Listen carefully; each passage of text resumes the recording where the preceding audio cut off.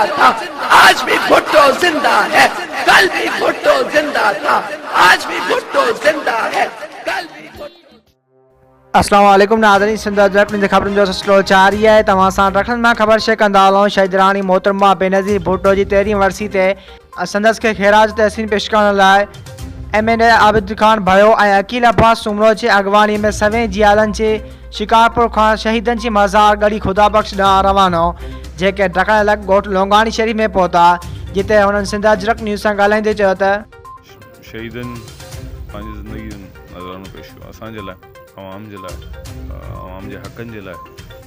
असां उन्हनि खे सलाम पेश करण लाइ एतिरो त करे सघूं था।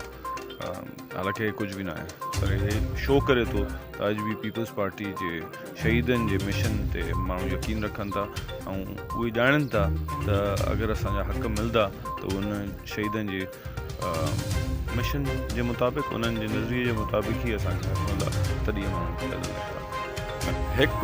मां हिकु तारीख़ जो शागिर्दु आहियां। मूं मुतालियो कयो आहे तारीख़ जो। ॾिसो, मोहतरमा सां 100 इख़्तिलाफ़ हुजनि कंहिं बि पार्टी जा ऐं थियणु खपनि।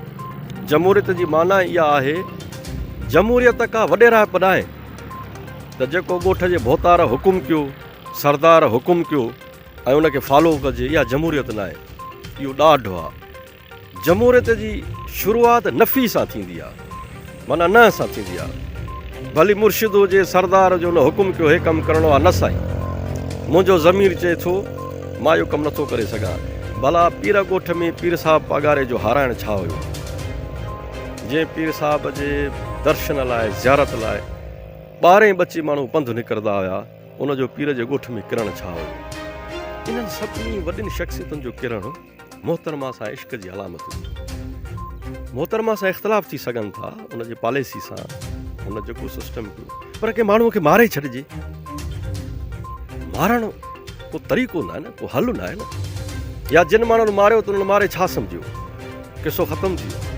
अॼु जो ही 100 हज़ारे दोस्त निकिता आहिनि, मैसेज आहे न, इहो ई त मैसेज आहे उन्हनि जे लाइ जेके सम्झनि था पार्टी न आहे, वॾेरनि जो टोलो आहे, चोरनि, करप्टनि, ही असां घणा करप्ट गॾु आहिनि, ही मज़दूर हारी, हे निकिरी पंहिंजी अक़ीदत जो इज़हार करनि था।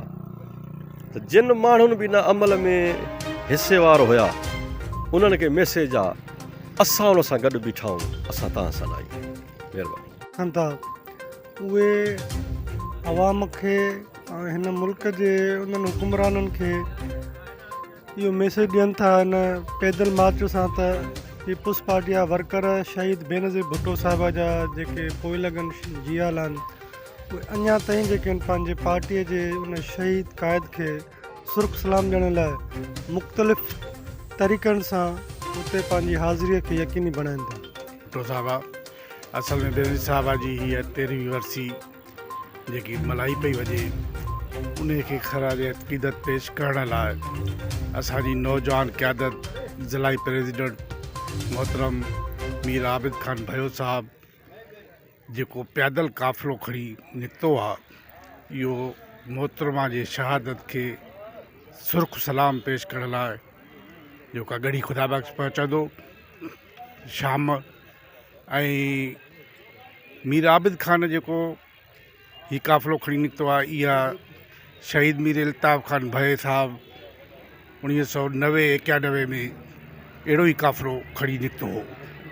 उहे हिन काफ़िले में शरीक आहिनि, जेके पीपल्स पार्टी सां मोहबत कंदड़ आहिनि, उन्हनि सां ईअं सम्झो त जंहिंजी क्रीम आहे, उहे सभु दोस्त असां सां हिते साण आहिनि ऐं तमामु वॾी ख़ुशी थी रही आहे, छो त काफ़ी अर्से खां पोइ मीर इल्ताफ़ खान भय खां पोइ हे जेको पहिरियों जेको पैदल काफ़िलो आहे, इहो गढ़ी खुदा बख़्श मीर आबिद खान भय ऐं अकील अब्बास सुमरे जे क़यादत में रवां दवा आहे। हाणे दोस्त तयारी करे रहिया आहिनि, थोरी देरि खां पोइ वरी असां मंज़िल मक़सूद ते गढ़ी खुदा बख़्श मोहतरमा जे मज़ार लाइ रवाना थी।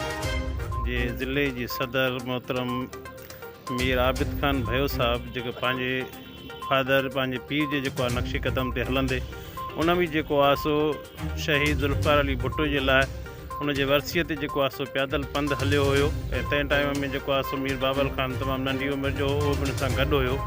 इहे उन रवायत खे बरक़रार रखंदे पीपल्स पार्टीअ जेको आहे प्लेटफॉर्म तो पूरे जेको आहे सो असांजे इलाइक़े खे इहो मैसेज था ॾियनि त तव्हां जेको आहे सो शहीद मोहतरमा बेनज़ीर भुट्टो जंहिं जेको आहे सो पूरे पाकिस्तान जे ग़रीब अवाम ऐं जेको ॾुतड़ियल अवाम लाइ जेका पंहिंजी क़ुर्बानी ॾिनी उनखे उजागर करण जे लाइ इहो जेको आहे निकितो आहे। इंशाल्लाह हीउ पंहिंजे उन ते हलंदो ऐं टाइम ते जेको आहे सो पहुचंदो ऐं इहो मैसेज जेको आहे सो पूरी दुनिया में पूरी जेको आहे सो इन पाकिस्तान में जेको आहे थो रखे तो असांजो जेको आहे सो MNA मीर आबिद ख़ान भयो साहब पंहिंजे सॼे सथ सां गॾिजी जेको आहे सो शहीद मोहतरमा बेनज़ीर भुट्टो साहिबा खे सुर्ख सलाम पेश कंदा।